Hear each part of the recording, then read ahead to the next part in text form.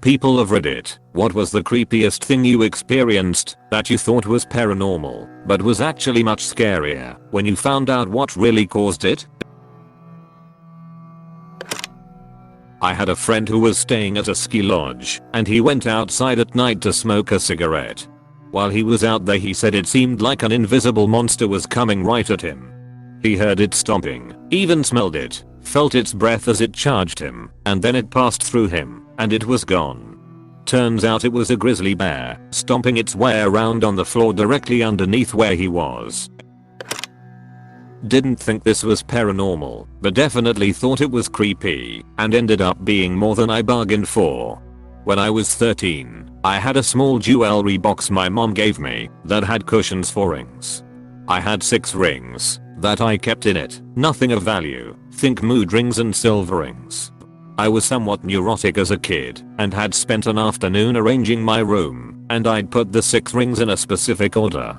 I opened the box one day and noticed that 2 of the rings were out of order. I thought someone in my family had moved them because there was zero explanation for this. I asked my family if anyone had touched them, and they all insisted no one had opened the box, but I was convinced someone had to have gone through it. My dad ended up going through our entire house checking for missing stuff, and the only missing things were an old bottle of hydrocodone from the medicine cabinet and some of my mom's gold jewelry from a bathroom drawer. Turns out there had been strings of robberies in the neighborhood where thieves had broken in but only taken prescription drugs and small gold items. None of the robberies had indications that the homes had been broken into, and things like laptops, diamond jewelry and other valuables had been left alone.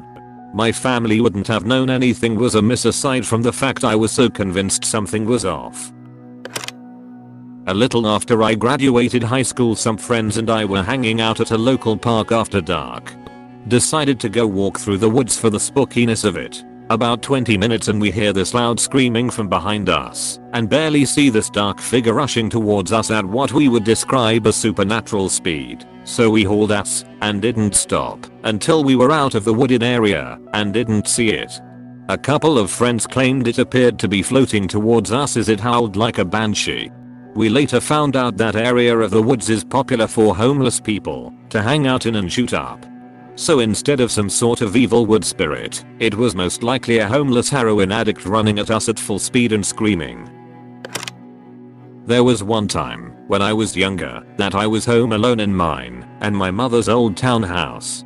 I'd been downstairs in the living room and suddenly felt uncomfortable being down there alone, so I decided to go to my room. I get about halfway up the stairs when I feel this horrible sense of dread and panic, and I look back and see this complete silhouette of a man, complete from head to toe, standing in the corner at the bottom of the steps. I could feel him looking at me, even though there were no eyes. I ran up the stairs and locked myself in my room until my mother got home. Wasn't until years later that I was diagnosed with schizophrenia, which explained that happening and a lot of other things I was going through, seeing/hearing. I've gotten more used to the things I've seen and heard over the years, and the medication helps immensely. But I remember that moment so clearly because it scared me so deeply. I'll never forget it. I had a blind dog growing up, and she barked at things that were there and things that weren't. One night, around midnight, she woke up my mom and I, my dad's too heavy of a sleeper, by barking at the wall next to the back door.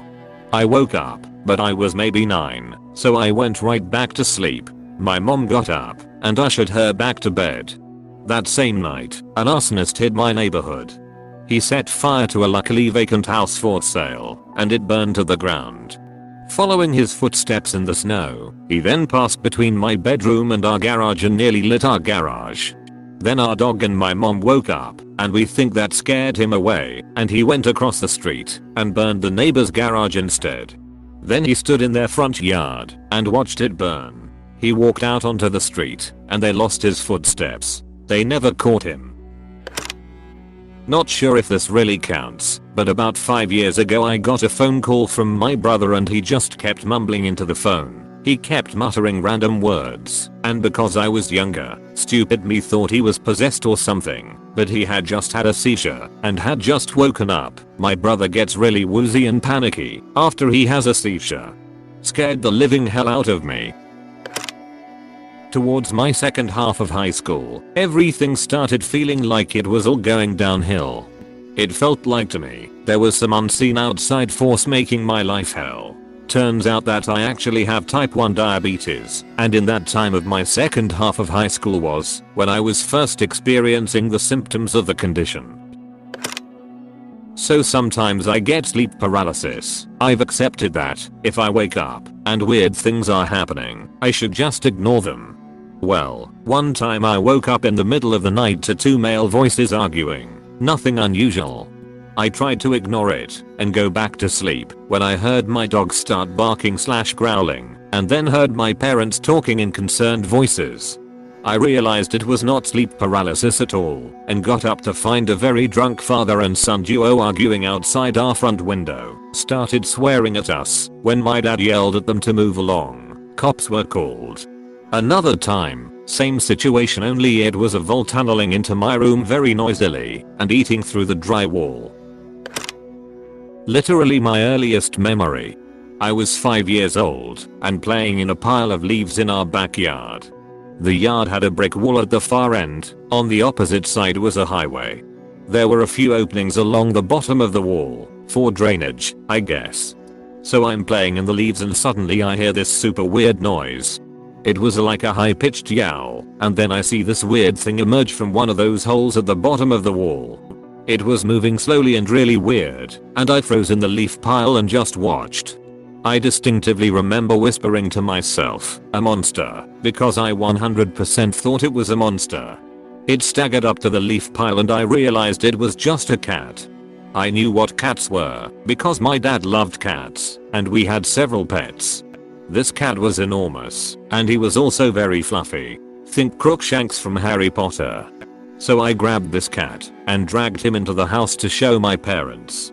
Here's the scarier/sadder part that I didn't realize until I was older. Apparently someone had thrown the cat against the brick wall from their car. That was the noise I heard. And the reason the cat was walking so weird was because his spine was broken. There was a real monster that day, it just wasn't the cat. When I was 8 we were on a long holiday, staying with some family in a town called Surrey. It's in country Queensland, Australia. I was staying in their son's room who had moved to Brisbane for university. Each night I had the same recurring nightmare of an alien tentacle trying to grab me. After a week I was terrified of going to sleep, but my parents kept telling me that it was okay, I was just frightened, because we were staying somewhere new, and that it would be okay. While I couldn't get to sleep, I kept watching the clock, waiting for the sun to come up, and terrified of the alien. It was just after 2 AM, when a large tentacle landed on the bed. I screamed in terror as I felt the tentacle wriggling. I jumped out of bed and kept screaming. My parents, aunt, uncle, and sister ran into the room to find me huddled in the corner screaming. Turns out it was an adult carpet python over 2 meters long, 5 feet. Each night it worked its way under a ceiling tile and onto the bed. I still have an Indiana Jones fear of snakes. Why'd it have to be snakes? About 7 years ago, my family rented a one-story house. It was originally one bigger house that was split off into two, and there was another family that lived in the other part that we didn't really talk with. During the night, I would hear what sounded like knocks above the ceiling, but any entrance to the small, crawl space between the ceiling and the roof was patched up when the house was divided. For a while, I thought there was a ghost who lived in the attic, and I would have trouble going to sleep without a light on.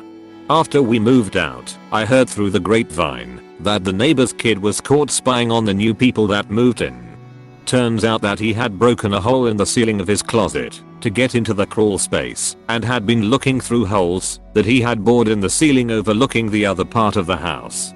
The noises I heard was him moving around on his arms and knees up there. This did not happen to me, but it happened in my city when I was in high school. A family thought that their house was haunted because things like furniture and objects would randomly move or go missing. This went on for several months. They even reached out to their pastor to bless the house. Well, the house wasn't haunted. It turned out that a drifter had wandered in at some point and had been living in their attic. He would come out when the family was at work and eat their food and go through their things for cash and stuff to sell. One day, one of the family members came home unexpectedly and caught them. Called police for an active break-in. The cops quickly discovered what had been going on. Thanks for watching and share your stories. Don't forget to consider the idea to maybe think about potentially subscribing. Peace.